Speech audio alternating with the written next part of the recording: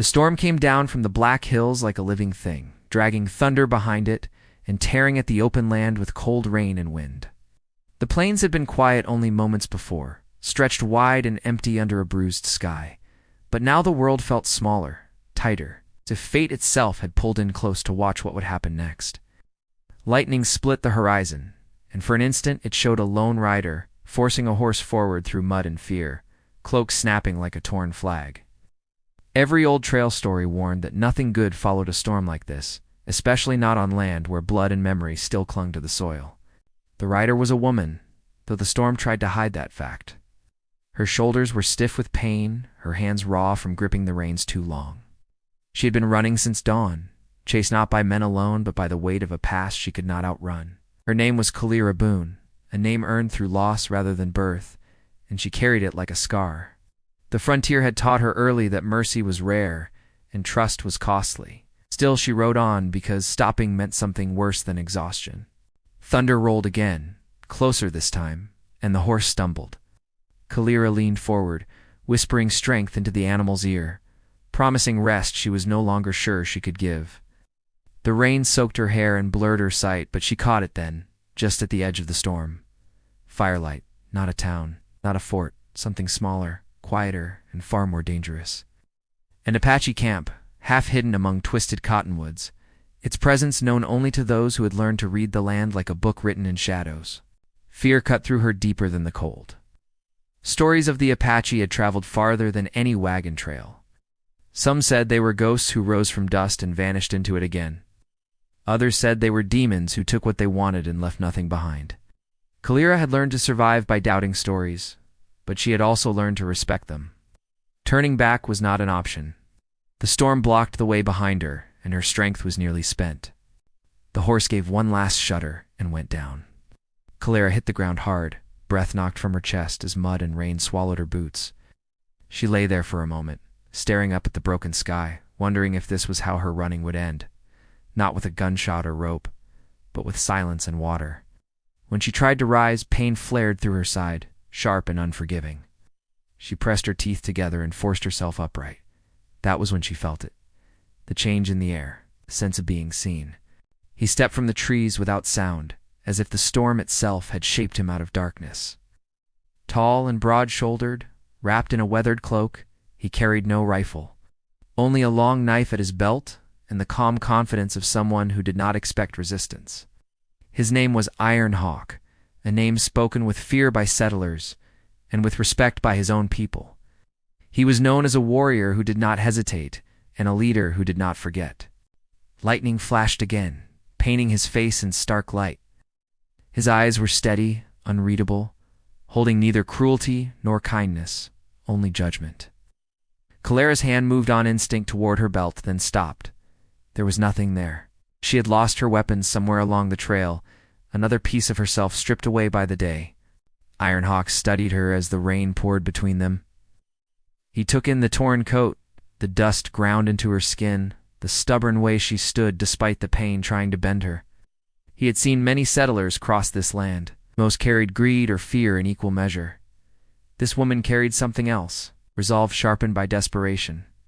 Around them, figures moved at the edge of sight. Warriors watching, waiting. The camp itself remained quiet, disciplined, as if the storm had ordered them to stillness.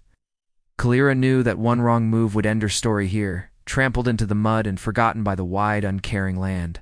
Ironhawk spoke, his voice low but clear, cutting through the thunder. "The storm gives no favors," he said. "Neither do I," Kalira swallowed, forcing her voice to stay steady. "I'm not asking for favors," she replied. "Just a place to wait it out." His gaze hardened, not with anger, but with something more dangerous. Calculation. He took a step closer, boots sinking slightly into the wet ground. Kalira could see the marks of old battles on him now, scars that told stories without words. This was not a man who acted on impulse. "Shelter is never free," Ironhawk said. Wayne traced lines down his face, making him look carved from stone. "On this land, everything has a price." The wind howled, ripping Kalira's words from her mouth before she could speak them. She knew what he meant, or thought she did, and fear rose in her chest again, hotter than before. Yet beneath it, something else stirred. a spark of defiance. A question she had never dared ask of fate itself. "I can pay," she said finally, though she did not know with what. Ironhawk's eyes narrowed slightly, the only sign she had unsettled him. He looked past her at the fallen horse, the empty trail beyond, the storm sealing off every escape. Then he looked back at her, and the silence stretched between them, thick with unspoken meaning. Behind him, an elder shifted, his presence heavy with tradition and law. The Apache did not offer shelter lightly. Outsiders brought trouble. Outsiders brought death. Ironhawk knew this better than anyone. He had buried brothers and friends because of it. Yet the storm did not care for old rules, and neither did destiny. Ironhawk raised his hand, and the watching warriors stilled completely. When he spoke again, his words were measured, deliberate, each one falling like a stone into deep water. "Under this storm," he said, "you have two choices." Kalera's heart pounded so loudly she was sure everyone could hear it. The world seemed to narrow until there was only the rain, the thunder, and the man standing before her, holding her future in his hands. "Shelter," Ironhawk continued, "or husband." The words struck harder than any blow. Kalera stared at him, unsure she had heard correctly. The storm roared as if to drown out her thoughts, but the meaning was clear, sharp, impossible to ignore. Shelter meant safety for the night, nothing more. Husband meant a binding far deeper than protection, a crossing of lines that could never be undone. Her mind raced.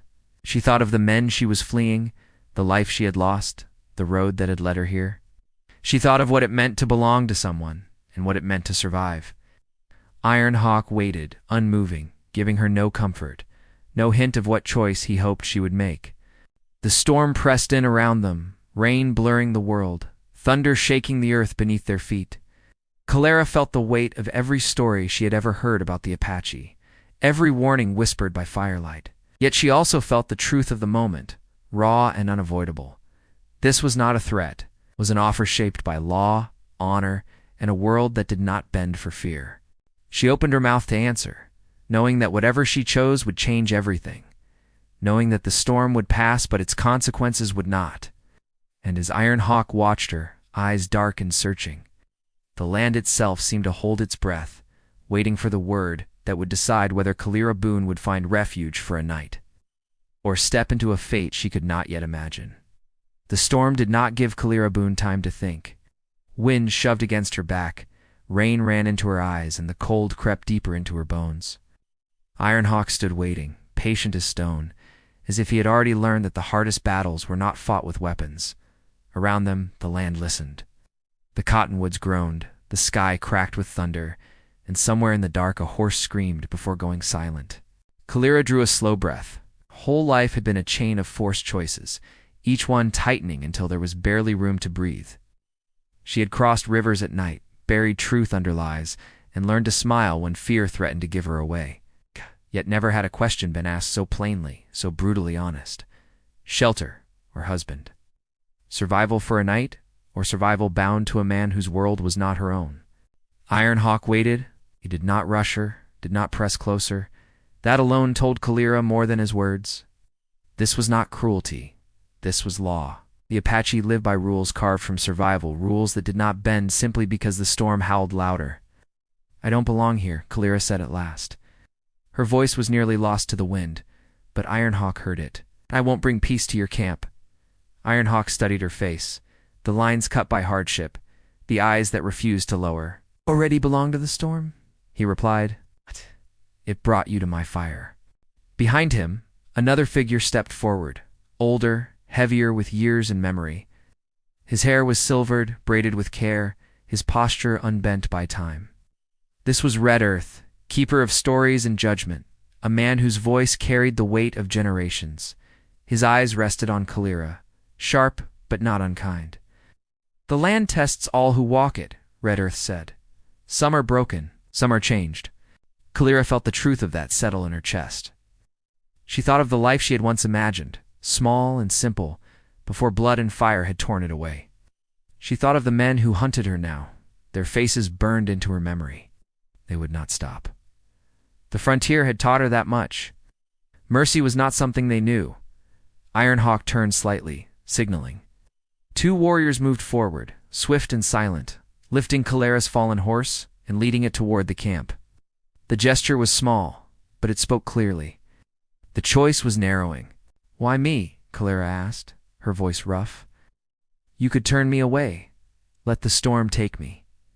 Ironhawk's jaw tightened. For a moment, something like conflict flickered behind his eyes. "'Cause the storm already tried," he said. "And you are still standing." The words struck deeper than she expected. Strength had been demanded of her so often that she had forgotten it could be seen rather than taken. As they walked toward the fire, Calera became aware of the camp itself. Low shelters arranged with purpose. Fires banked against the rain. Faces watching her openly, not with hatred, but with guarded curiosity.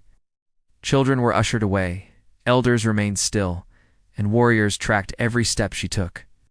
She felt stripped bare, every secret threatening to rise to the surface. Ironhawk stopped beside the largest fire. Heat licked at Calera's soaked clothes, sending steam into the air. For the first time since the storm broke, she felt her hands begin to thaw. The relief almost made her knees buckle. "You will stay here until the storm passes," Ironhawk said. "Your answer can wait until morning." Calera looked up sharply. "You are giving me time." "I am giving the storm time," he corrected. "Morning brings truth." Red Earth nodded once, approval quiet but clear. The camp accepted the decision without argument. That, too, told Calera much. Ironhawk's authority was not questioned lightly. A woman approached then, moving with calm strength. Her name was Night Willow, her presence steady as the earth beneath them. She draped a dry blanket over Calera's shoulders without ceremony, her dark eyes meeting Calera's with a look that held neither welcome nor rejection. "Only warning," "Eat," Night Willow said, offering a simple bowl. "Cold makes the mind weak." Calera accepted it, her fingers trembling. The food was plain but warm, grounding her in the moment. As she ate, fragments of sound reached her through the storm. Low voices, the crackle of fire, the distant drum of thunder rolling away, then returning again. Ironhawk moved off to speak with the warriors, his silhouette cutting through firelight. Calera watched him, studying the way others shifted when he passed, the respect woven into their movements. This was a man shaped by responsibility, by loss carried quietly. She wondered what he had given up to stand where he did. As the night deepened, the storm showed no sign of breaking. Rain hammered the earth, turning paths into rivers of mud. Calera sat wrapped in the blanket, her thoughts spiraling. She knew she should rest, but sleep felt dangerous, like letting go of a cliff edge. Every shadow seemed to hold a threat. Red Earth sat across from her then, lowering himself slowly beside the fire. "Fear follows you," he said, not accusing, simply stating a fact. "Yes," Calera replied. "It always has. Fear is loud," Red Earth continued. "But it does not speak truth unless you listen carefully." Calera met his gaze. "Men are hunting me," she said quietly. "They find this camp, they will bring death with them." Red Earth did not flinch. "Death walks everywhere," he said. "It does not need an invitation." The honesty of it left her silent. She realized then that hiding her past would gain her nothing here. These people understood danger too well to be fooled by half-truths. As the fire burned lower, Ironhawk returned. His expression was unreadable, but his presence seemed heavier now, as if the night had laid new weight on his shoulders. He looked at Calera, really looked as if measuring not just her strength, but her endurance. "You carry trouble," he said. "I carry survival," she answered. A faint breath of something like respect passed over his face. They often travel together. The storm roared again, shaking the shelters. Somewhere beyond the firelight, a sentry called out softly, signaling movement in the distance. It's not close, but enough to tighten every spine in the camp. Ironhawk turned sharply, his focus shifting outward. Calera's heart pounded. "They are near," she said, certainty chilling her blood. Ironhawk listened, eyes narrowed, then nodded once. "Not yet," he said. But the land remembers footsteps. The implication hung heavy between them. Time was running thin. Whatever choice awaited Calera at dawn would not be made in peace. Night Willow returned, touching Ironhawk's arm briefly, speaking in low tones.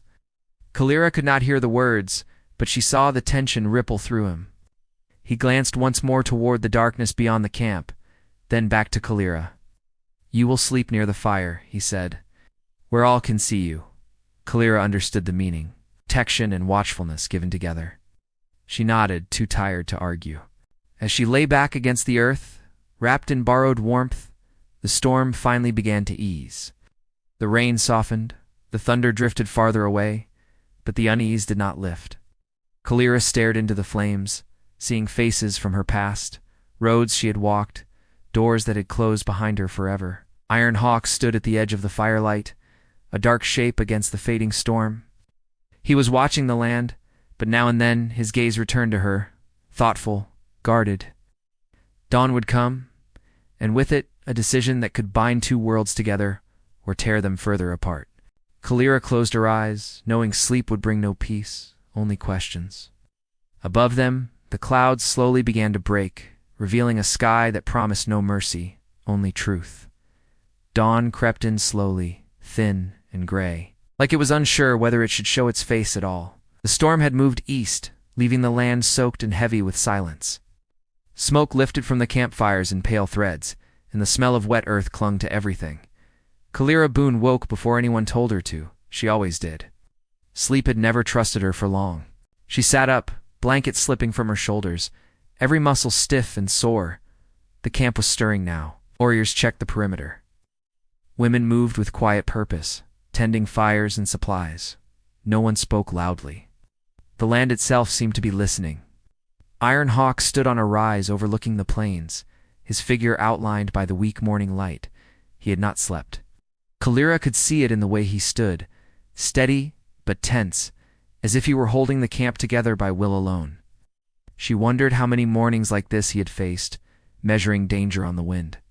Red Earth joined him, leaning on his staff, eyes narrowed toward the horizon. Tracks, the elder said. Fresh Iron Hawk nodded once. I felt them before I saw them. Kalira's stomach tightened. She rose and walked toward them, ignoring the way heads turned to follow her. Night Willow watched from beside a fire, her expression unreadable. There was no warmth there, but no open hostility either. That was something. They are close, Kalira said. 3 men, maybe 4. They move like they expect no resistance. Iron Hawk looked at her sharply. You know how they move? I know how they hunt, she answered. They think fear makes people careless. Red Earth studied her with renewed interest. And you did not become careless. No, Kalira said. I became tired. The truth of it hung between them. Running wears down even the strongest legs. She had reached the end of flight. Now there was only confrontation, one form or another. Ironhawk gave orders quietly. Warriors spread out, vanishing into the land as if swallowed by it. No panic, no wasted motion. Kalira felt a strange pull watching them, a discipline born not from command alone, but from shared survival. These people were not chaos, as the frontier stories claimed. They were order shaped by necessity. They will stay near the camp, Ironhawk told her, until I say otherwise. Kalira met his gaze. If they see me, they will not stop. They will not see you, unless I allow it, he replied. The confidence in his voice sent a chill through her. Not fear, something else. Awareness of power, carefully held. As the morning wore on, tension tightened like a drawn bowstring. The camp moved, but every sound seemed louder than it should have been. Kalira helped Night Willow grind grain, their work silent except for stone against stone. You bring danger? Night Willow said finally, not looking at her. Yes, Kalira replied. You bring choice, Night Willow continued. That is worse. Kalira paused. Choice is already here. I did not make it. Night Willow's hands slowed. You made it when you crossed onto this land? Kalira did not argue. There was truth in that too. From the edge of the camp, a signal bird cried once. Then again, Ironhawk returned, his expression carved from stone. They are closer than I thought, he said. They split up. Red Earth frowned. They test us. They test her, Ironhawk corrected, glancing at Kalira. Kalira's pulse hammered. They will not attack the camp, she said. Not yet. They want me alone. Ironhawk considered this, and they do not understand Apache law. A warrior named Black Torrent stepped forward, his eyes fierce. We can end this now, he said. Blood answers blood. Red Earth raised a hand. And invites more. The debate simmered, controlled, but dangerous. Kalira watched, aware that her fate balanced on their decisions. She had seen men argue like this before, always believing violence was the cleanest answer. But here violence was weighed, measured, restrained. Ironhawk turned to her. "Why do they want you?" Kalira hesitated. The past clawed its way up her throat. "Because I saw something," she said. "Something they were paid to hide." Silence fell. "A railroad deal," she continued. "Land taken through lies. Families burned out. Money passed through dirty hands. I was meant to disappear after." Red Earth's eyes darkened. "The Iron Road poisons the ground wherever it runs." Ironhawk nodded slowly. "And you carry proof?" "Yes," Kalira said.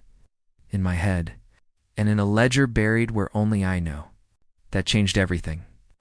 The men hunting her were not just brutes. They were shadows of something larger, something creeping across the frontier under the name of progress. Ironhawk exhaled through his nose. "This land will not bow to their road."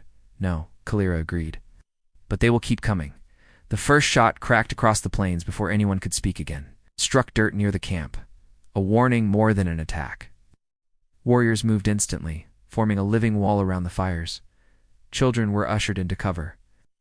Kalira's heart slammed against her ribs. Ironhawk raised his hand, holding his people back.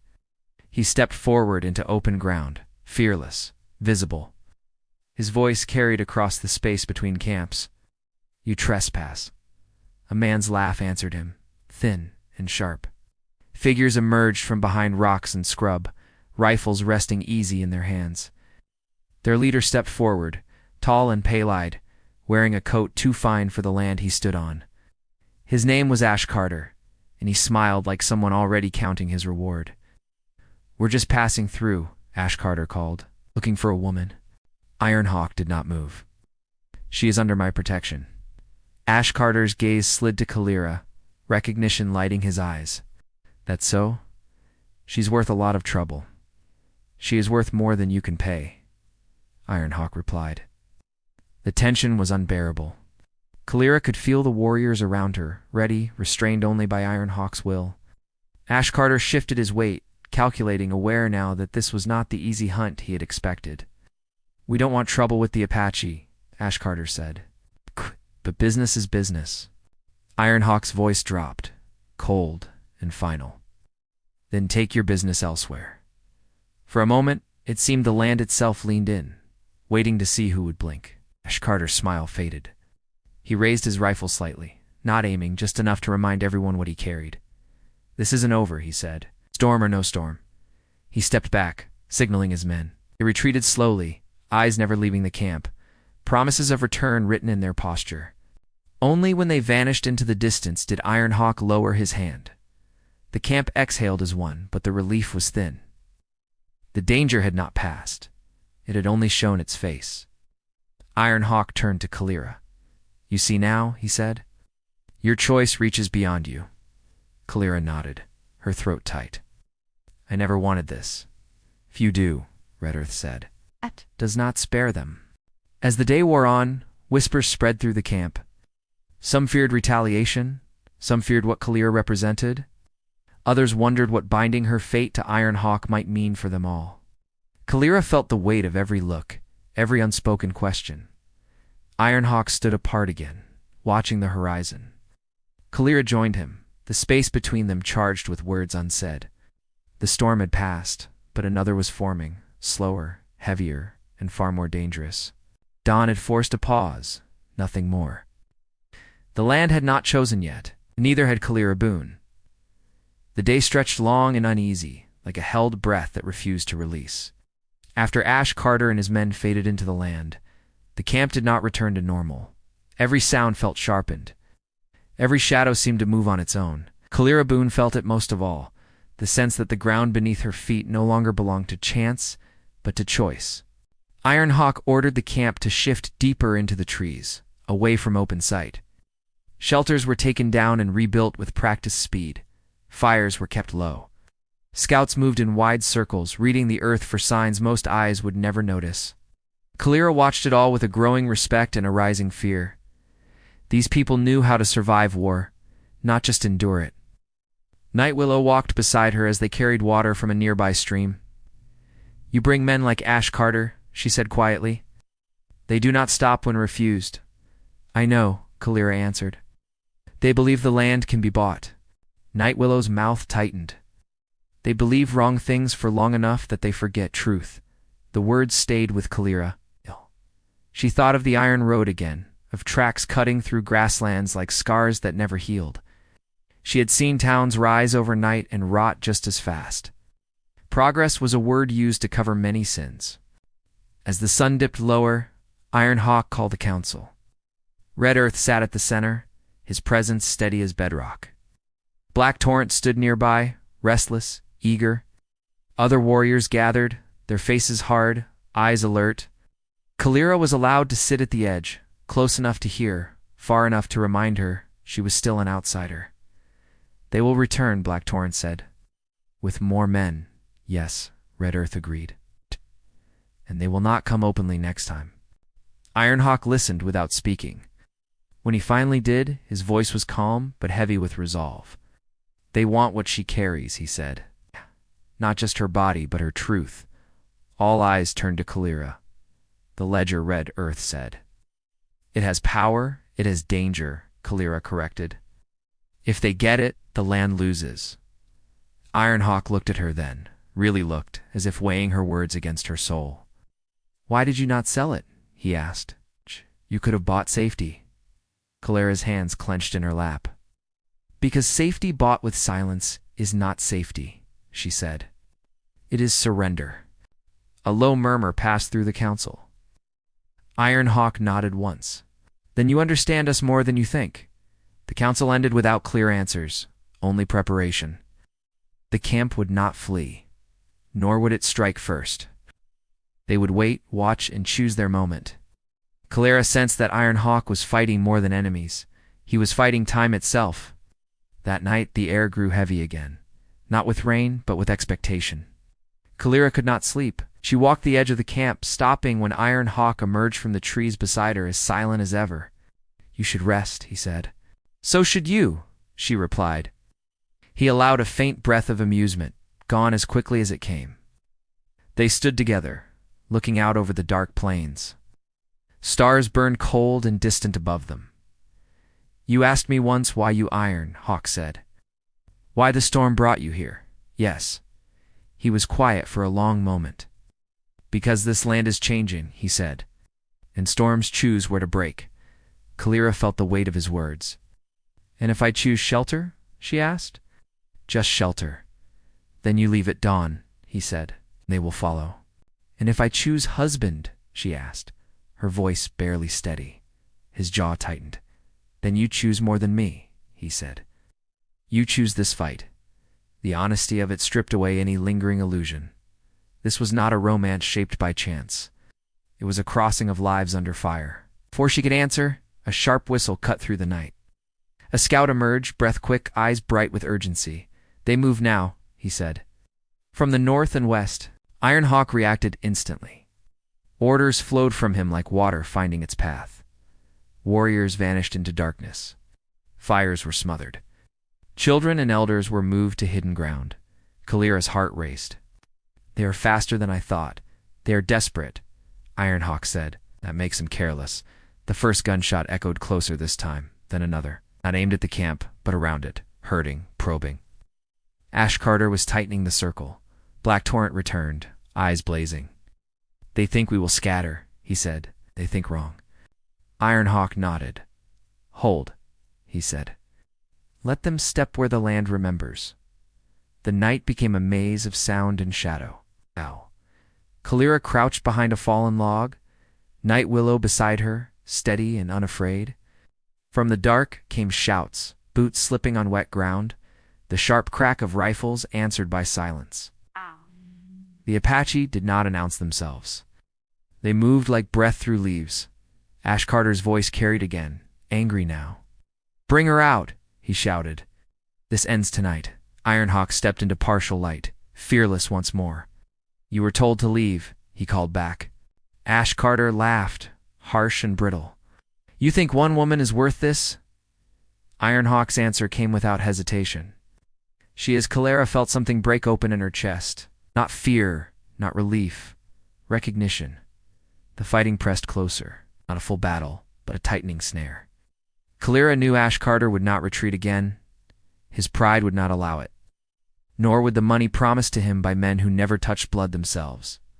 Red Earth appeared beside her, placing a hand on her shoulder. "The land listens now," he said. "Your choice will echo." Kalira looked toward Iron Hawk, his figure moving through shadow, commanding, protecting, risking everything without asking anything in return. She thought of running again, of endless roads and hunted nights. She thought of standing. "I will not be the reason your people suffer," she said. Yes. Red Earth's gaze was steady. "You will be the reason they stand." A sudden shout cut through the air. One of Ash Carter's men stumbled into the open, caught, disarmed, alive. The Apache did not kill him. It let him see, let him understand. Ash Carter cursed, rage stripping away caution. He stepped forward too far into ground he did not know. The land shifted beneath him, roots and mud claiming his balance. In that moment, everything hung on a knife edge. Iron Hawk closed the distance, not striking, not yet. He spoke low and deadly calm. "Leave," he said. "This is your last breath of mercy." Ash Carter's eyes flicked past him, searching for advantage that was no longer there. For the first time, doubt crept into his face, but retreat now would mean failure, and failure was not something his world forgave. Behind Iron Hawk, Kalira stepped forward, her voice cutting through the tension. "It ends here," she said, "not with blood, but with truth." Every eye turned to her. The land seemed to lean closer. Ash Carter stared at her, hatred and calculation warring inside him. "You think words save you?" he sneered. "Oh," Kalira said. "I think choices do." Iron Hawk did not look back at her, but she felt the shift in him, the alignment of will and purpose. Whatever came next would not be accidental. It would be earned. The night held its breath again, tighter than before. Somewhere in the dark, dawn waited, ready to tip the balance. And Kalira Boone stood between two worlds, knowing that the next step she took would carry her either into freedom shared or survival alone. The silence that followed Kalira. Boone's words was heavier than gunfire. Ash Carter stood frozen, mud clinging to his boots, his rifle lowered but not forgotten. The land around them felt alive, as if it were listening, judging. Iron Hawk did not move, yet his presence pressed forward like an unseen wall. The Apache warriors waited, bows and rifles ready, but restrained, their discipline tighter than steel. Ash Carter's eyes flicked from Iron Hawk to Kalira and back again. For the first time since he had stepped onto this land, he looked uncertain. The confidence that had carried him across towns and camps had cracked. He saw now what he had refused to see before. This was not a frightened camp guarding a single woman. This was a people standing together. "You think this ends because you say so?" Ash Carter muttered. "It ends because you have nowhere left to stand," Iron Hawk replied. Red Earth stepped forward then, his staff pressing into the soil. "The land has heard enough lies," the elder said. "It remembers truth even when men try to bury it." Kalira took another step closer, her voice steady, despite the storm still pounding in her chest. "The ledger is real," she said. "It names the men behind the railroad deal. It proves the land was stolen, the families driven out, the payments hidden. If I die, that truth will still surface. Others know where to find it." That was the moment Ash Carter broke. He understood leverage when he saw it. Killing her would no longer protect his employers. It would only ignite something larger, something they could not buy or silence. A sharp breath left him. He raised his hand slowly, not in surrender, but in acknowledgement of defeat. "This isn't finished," he said, though the words lacked conviction now. "It is for you," Iron Hawk answered. Ash Carter backed away, signaling his remaining men. They moved quickly, dragging the wounded, retreating into the darkness that had once hidden them so well. This time, the land did not follow. It watched them leave and closed behind them like a door. Only when the last sound faded did Iron Hawk lower his hand. The night exhaled. Torches were lit. The camp breathed again. Kalira felt her knees weaken, the weight of everything crashing down at once. Night Willow was at her side instantly, steadying her. "You stood?" Night Willow said. It was not praise, it was recognition. Iron Hawk turned to Kalira, his expression softer now, stripped of its battle edge. "The danger will not vanish with them," he said. but they will think twice before returning." "That is enough," Calera replied. For now, dawn came slowly, washing the land in pale gold. The storm clouds thinned and broke apart, leaving behind clean air and glistening earth. The camp gathered as the sun rose, faces tired but unbowed. Red Earth stood before them, staff in hand. "The land tested us," he said, "and we answered together." Murmurs of agreement moved through the people. Eyes turned to Calera, no longer with suspicion alone, but with something closer to acceptance. Later, as the camp settled, Ironhawk walked with Calera along the edge of the trees. Birds stirred overhead, bold again in the quiet morning. "You spoke of a choice," Ironhawk said. "It still stands." Calera stopped, turning to face him fully. She had thought of little else through the long night. Running no longer called to her. It felt small now, narrow, like a road that only led back to fear. "I have lived my life being chased," she said. "Always alone. Always looking over my shoulder." Ironhawk waited, giving her space to finish. "I do not want shelter that ends at sunrise," she continued. "And I do not want a husband for protection alone. I want belonging, purpose, something that does not vanish when the storm passes." Ironhawk met her gaze, his voice low. "This path is not easy, I know," she said. "That is why I choose it." Red Earth joined them then, a faint smile in his eyes. "The land hears vows made in truth," he said. The joining was simple, witnessed by the camp beneath the open sky. No grand ceremony, no empty words. Just promises spoken clearly, binding to lives by choice, not fear. Ironhawk placed his hand over Calera's, grounding her, steady as the earth itself. She felt the weight of the moment, not as a burden, but as an anchor. In the days that followed, word spread beyond the camp. Quietly at first, then louder. The railroad deal unraveled as the ledger surfaced, passed through trusted hands to those who could not be silenced. Ash Carter disappeared from the frontier soon after, his name spoken only as a warning. The land breathed easier, not healed, but no longer bleeding. Calera learned the rhythms of her new life, the balance between strength and patience. She was no longer hunted. She was no longer alone. Ironhawk stood beside her, not ahead of her, not behind. Together, they faced the shifting frontier with clear eyes.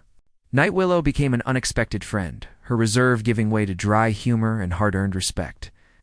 Black Torrent trained young warriors, his fire tempered by wisdom. Red Earth continued to guide, his stories reminding all that survival was not just about living, but about remembering who you are. Sometimes Calera would stand at the edge of the plains at dusk, watching the wind move through the grass. She thought of the storm that had brought her here, of the question that had changed everything: shelter or husband, fear or choice. She had chosen more than either word could hold. Ironhawk would join her then, their hands brushing, the land stretching wide and open before them. The future was uncertain, as it always was on the frontier, but it no longer felt empty. The storm had passed. The land remained. And under its vast sky, two lives moved forward together, bound not by fear, but by the courage to stand when the world demanded a choice.